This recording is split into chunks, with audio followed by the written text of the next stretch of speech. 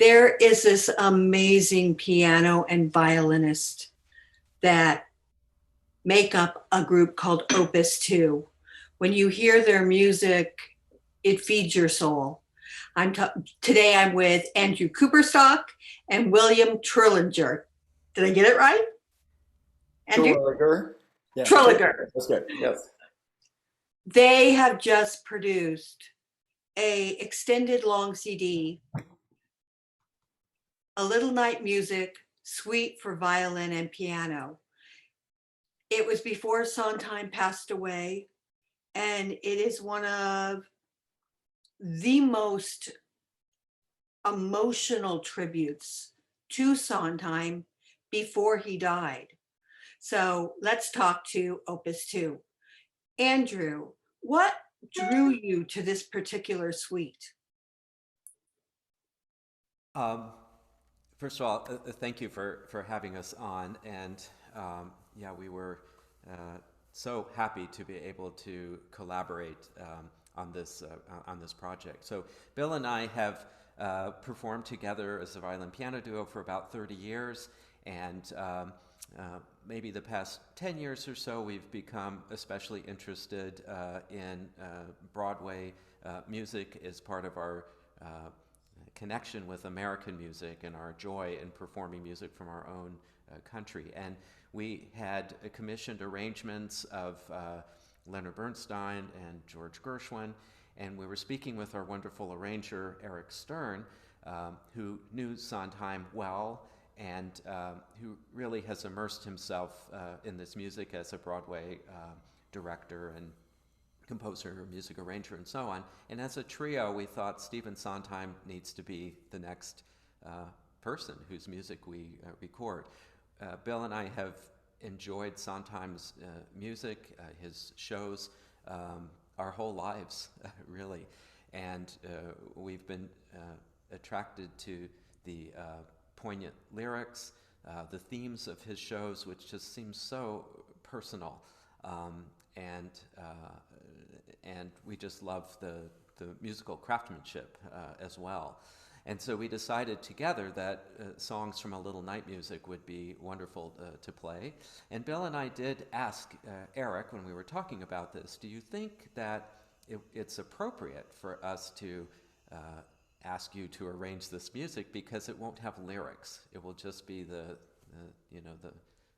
arrangement for violin piano, just the music behind it. And he said the music is so wonderful that it really stands on its own. It does. I would agree with that. Bill, in the violin, what is your favorite runs or pieces in the piece? Oh, well, that's an interesting question. One thing about Eric Stern is that I actually worked with his brother, Mitchell Stern, Wow. back in the 80s when I was a student at Aspen. He was the first violinist of the American Quartet. Sadly, he passed away, I think about 15 years ago. But it was great to work with him even before we ever knew Eric. And so Eric knows the violin and how to write for the violin very well, no doubt because of the influence of his brother. So, and we collaborated on some of the passages in all of these suites, both the Bernstein, Gershwin, and now the Sondheim arrangements. So, we violinists are kind of a show-offy bunch, and so I added maybe some double stops and some octaves with some of his beautiful lines that he had created. So there are lots of fun things that I sort of talked Eric into souping up a little bit. So there's some gorgeous passages in Send in the Clowns when he changes register and actually passes the melody back and forth between Andrew and me. But I think the virtuosic sort of centerpiece of the suite is the Weekend in the Country, the very lively sort of in 6/8, and some beautiful expressive things. There are a lot of things in each of the songs that I really like, but some beautiful expression in the song You Must Meet My Wife, which is a very tender tribute to the middle-aged male character's tribute to his teenage wife, which Sondheim handles so artistically. It's very loving music, but with sarcastic sort of responses from his former lover from years earlier. And Weekend in the Country is just kind of this romp where all the characters are talking amongst each other, and there's all sorts of intrigue. So Eric wrote some real interesting passages, which are kind of fun, but you got to stay on your toes for.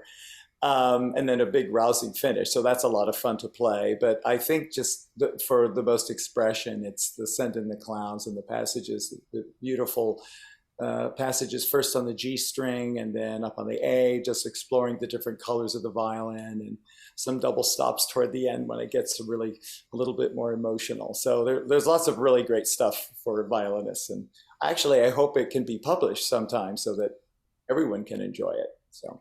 Had Sondheim? Oh, did you have something to say, Andrew?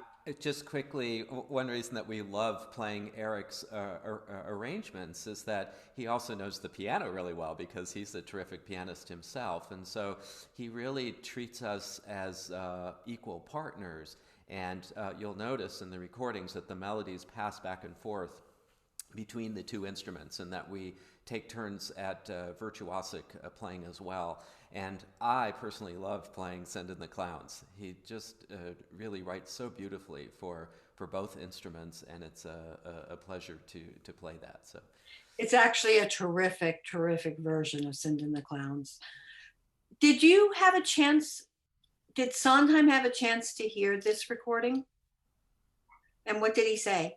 Yes, he did. And well, it was actually kind of an honor for us to know that he heard it, because I think he liked it. And, again, we feel a little guilty that his, sort of incredibly poignant lyrics aren't with the songs, but he seemed pleased that his melodies stood by themselves. So he did listen to it, and he actually, and of course, Eric was very true to the score. But there was a stretch of about 6 bars that Stephen Sondheim wanted Eric to change, just some of the harmonies. My line was very similar, but Andrew had, there were different piano chords. And we were, of course, more than happy. Didn't quite make it into the recording because we had already recorded it, but for future performances and what we just did at 54 Below a couple of weeks ago, we did incorporate his revisions. But and also we thought it was just so cool that this icon was exchanging emails with Eric Stern, and so we're kind of saving those as kind of mementos from this great master of musical theater. But it was we were thrilled that he had heard our recording. Do you want to add to that, Andrew? I wish that we could have met Stephen Sondheim in person, and he knew about our performance in New York last month, and actually had inquired about tickets, and I think he had thought about coming, perhaps, but he wasn't up to it. And I'll just mention what a thrilling, week that was, and a poignant week for us, because we got to play in front of a live audience for one of the first times back again, to play this great music in Stephen Sondheim's town. The fact that he knew about it, that Eric Stern was there, and then we took in the revival of Company the next night, which with Patti LuPone. It was fantastic, and so professional, and she sung that role for a long time, and the entire cast was terrific, and we loved the reimagining of it. And so we were really feeling Sondheim that week. And then to learn 2 days later that he died, it was just, it's emblazoned in our memories, I think forever. It was very poignant for us. Yeah. And we learned of his death through, I learned of it first through my phone, right? The story popped up, and immediately I called Eric to make sure that he had heard. And instead of answering hello on the phone, he answered, "I know," and was very sad. And then he had seen him recently during this year up in his home in Connecticut, and so just what a meaningful week.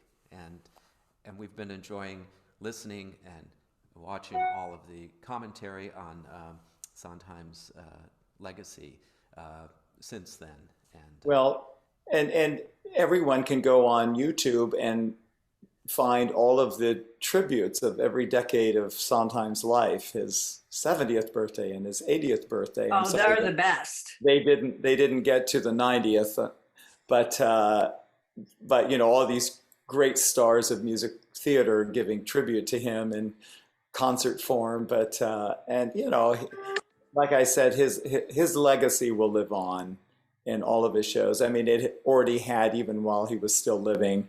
And just to add to what Andrew said, when we saw Company, that was a revival that he very much liked, and he did kind of make it out of his, he wasn't getting around a lot as his health kind of became a little bit more of an issue. And but he did come to that. The revival, it first was on the West End in London, and then it came to Broadway. And he actually liked the gender reversal. Instead of Bobby being the male lead with three girlfriends who can't commit to marriage, it was Bobby with an IE, female, with three boyfriends. And so even the songs were reversed. Like the Andrew Sisters number, "You Could Drive a Person Crazy," was sung by three guys. So and but I think he liked that sort of kind of reimagining of it, and we were thrilled to see it. And of course, I've been a fan of Patti LuPone's for, I don't know, I mean, when I'm supposed to be doing schoolwork, I'm kind of going through the rabbit hole of MIDI, just enjoying, stress relieving through seeing Patti LuPone in the original Evita and all this kind of stuff. Andrew and I know that we just, those performances also live on. So we were very thrilled to be able to do that the night after we played his music at 54 Below, and as Andrew said, it was all that much more poignant when he passed away two days later. Susanna, Yes. do you mind if I share something? Please. Something personal, just for your listeners. And that's Thank you. we go to New York, and our colleagues tell us when they go to New York which classical shows they've taken in at Carnegie Hall or Lincoln Center or so on. And I will admit, a little embarrassed, to Why? say this. We love to go to Broadway shows. And Why is that embarrassing? Of course, we take in the Philharmonic and so on. Well, it's just like a dirty little secret, I guess, that classical musicians love Broadway so much. But the expression behind this music and the flawless productions are amazing. And I will say, on a serious note, that I can't think of anything that's more American than the American musical theater. And Bill and I were trained as classical musicians, and yes, we play Brahms and Beethoven and all of the standard literature, but we really feel that music from this time, the 20th and 21st centuries, and lately our tributes to American musical theater, that's something that we hope the audiences feel that we have a connection with, since it's music from our country and our time. And I was also thinking about some of the music that we've recorded. So from Gershwin, who really dabbled in sort of crossover music, is it classical, is it jazz? It's kind of both together, and handing down that legacy to, say, Leonard Bernstein, who was struggling kind of with the same thing, writing in both camps somehow. Right. And then Bernstein's connection with Stephen Sondheim, and then Stephen Sondheim's mentorship of younger composers like our friend Stephen Flaherty, who wrote. I just saw him last night. And all that, yeah. Stephen is just great, And there's a Netflix movie out now about the composer of Rent, and how Ticket Boom. Yeah, figured into that as well. And so, it's this kind of feeling of passing the torch, down, and we've enjoyed And exploring also that. even, I mean, it goes back hundreds of years, the transcribing more popular melodies that most everyone knows, and then kind of turning them into an expressive vehicle for both our instruments, Liszt for the piano, and of course Paganini, and even Heifetz. Andrew and I recorded Heifetz's transcriptions from Porgy and Bess of Gershwin, and Paganini had numerous virtuosic variations of popular opera melodies of the day. Of course, Carmen is a big one for both Sarasate and Hubai, and there's a bunch of Carmen transcriptions for violin. So there is a kind of a history of transcribing it. So we're just kind of updating it to the present day with Broadway for our two instruments. So If you listen to the orchestrations and to the underscoring melodies of Broadway, it's very classical. mhm. It's incredibly lyrical, romantic. It does follow the classical thing. And when you look at Stephen Sondheim, his biggest influencer was Benjamin Britten. Mhm. So when you look at stuff like this, I think they correlate and they transmute to every different format. And I think that's what makes music so great, because it is a universal language. Yeah, when you think about even the waltz, which occurs throughout A Little Right. Night Music, he was referencing not only the music of the upper class, which is where all the characters reside in A Little Night Music with their beautiful costumes, and this is the music that these uh, characters would know and would dance to. But he references all sorts of historical styles, including operetta, and just kind of updating it in 1973, because there's a wonderful, I think it was New York City Opera that did a production of A Little Night Music, Oh, and they had yes, they did. full-on operatic singers singing those roles, and they lent themselves really well. And it was glorious. Yeah, it's absolutely amazing, and complete with a commentary by, I forgot who the book span or something, but it just like an opera, and it really is, and even I'm just going to reference Follies, which I'm a huge fan of, Huge fan. because that is just almost a love letter to the early 20th century through the mid 20th century styles of all the aging characters that used to play in the kind of a version of the Ziegfeld Follies. And there's even one character, the older character, that references, Oh, that's Charlotte. Franz Carlotta. Lehnsherr. Carlotta. Yeah, wrote this for me, and it's all that from the teens and the 20s, and all those styles from all of those that he references in 1971. That actually leads to my next question. Are you planning on taking on other Sondheim pieces like Follies?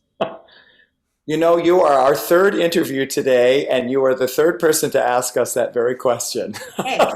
And boy, has that got our wheels turning. And Well, because that score, if you listen to that score, it is genius. yeah. I mean, seriously genius.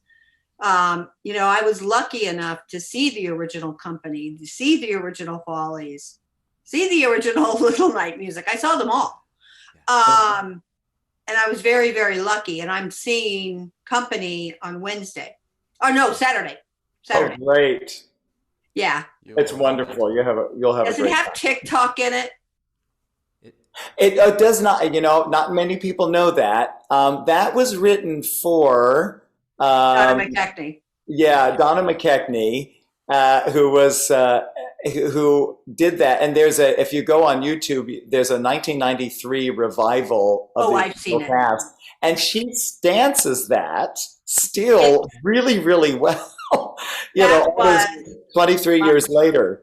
That was my favorite piece when I saw it. Yeah, well, that was, of course, you know, you don't take your little children to that because that is, you know, what kind of scene Yes, that's being played out by dance. But but it was brilliant. yeah, I but mean, you have I to was have a really 11. great dancer for that.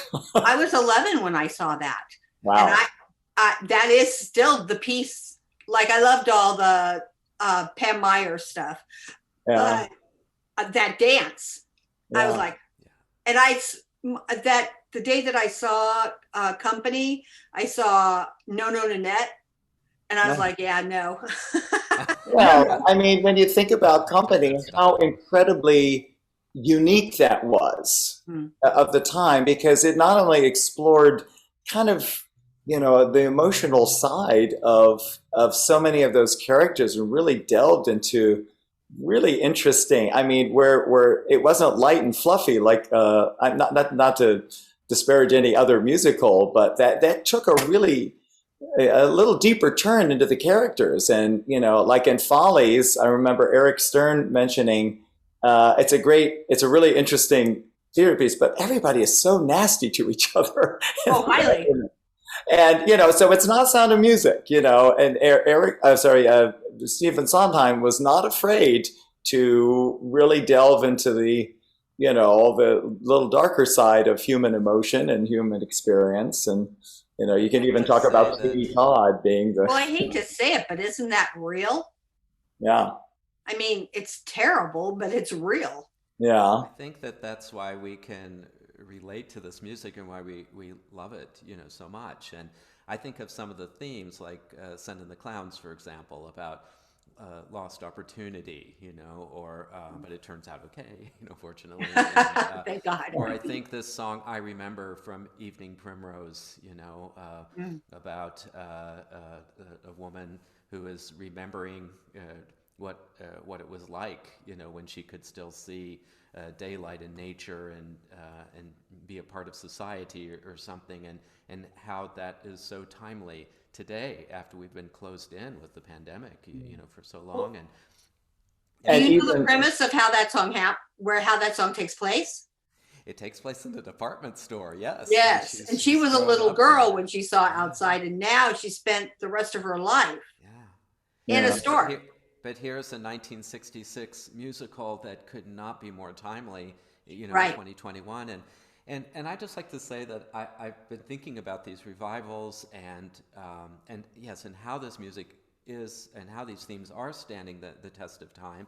And just wanted to relate a quick anecdote with Marin Mazey, who recorded a couple Bernstein songs with us on our CD there.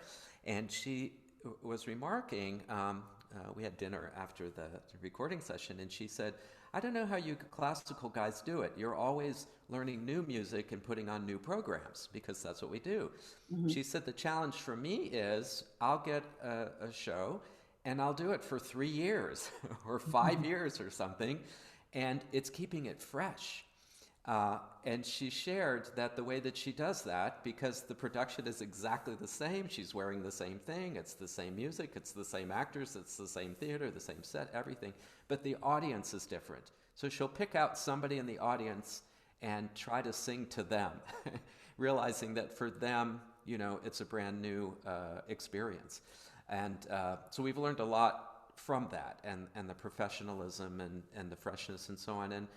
And I hope that our arrangement is bringing something fresh, you know, to Oh, this I think it is. It was music wonderful in a to listen special to. way. So and just one more thing about Sondheim, why we find not only this arrangement, but even a lot of his songs, is that he explores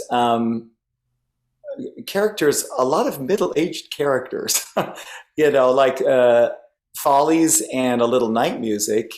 Uh, you know, he has a certain sensitivity on life experiences and reminiscing about, you know, even Send in the Clowns is really Desiree's sort of hurt and, you know, sort of like, well, you know, I turned you down 20 years ago, and now I am ready for a relationship that now you have moved on to someone else, and isn't life funny? Aren't we all fools?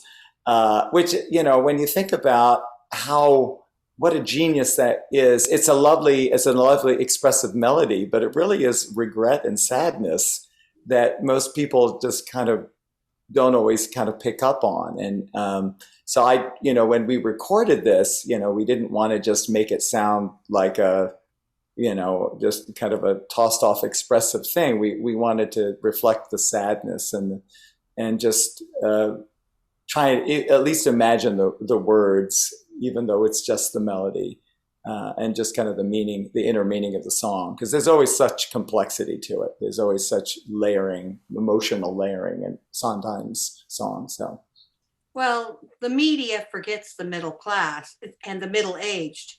And the fact is, there's more of us. Yeah. And we attend. What is my last question? What is next for both of you? Well, we're happy to be digging out of the pandemic, I'll say. It's been a thrill to begin playing for live audiences again and to resume, some concertizing. It was so wonderful to be able to play in New York recently, for that reason. And we have some upcoming trips to California and hopefully to Germany, this summer, and resuming some chamber music then, and continuing on with some more recording projects. So, and you've given us some good ideas there. Yes, of course, that future Sondheim project is kind of now in our ear to possibly pursue in the future. But as Andrew was mentioning, we're kind of getting back into our touring schedule, and of course, we're both university professors, so this is kind of crunch week for both of us as we prepare all of our students for juries, the end of the semester, and turning in our grades. But trying to keep a sort of a balance of concertizing and touring, and so we hope to get more back into that. And even if we are playing to masked audiences, which we feel comfortable with. Weird, is what I have to say. And it was great, but we felt like New York is really doing it right. We were in a packed theater, but everyone had to show their vaccination cards, and everyone had a mask, so we felt safe doing that. So we hope that everyone can kind of stay safe out there, and then we'll be totally comfortable and concertizing again. So we hope that can start picking up again. Well, I look forward to seeing what you do next. And Well, by the way, if you do a Sondheim piece, you should check in. He wrote the incidental music to Twigs, which was a play. He wrote incidental music. He did a film. But there's all this incidental music that people don't even know. I mean, I know it because like every time he wrote something, I swear I knew it. But I look forward to seeing what you do next. Well, and happy holidays. Well, thank you. And you Thank too. you so much, This has Susanna. been a We pleasure. really Thank you. appreciate you. Thank you for Happy New being Year. with me. Oh, our pleasure. Thank you. Thank you.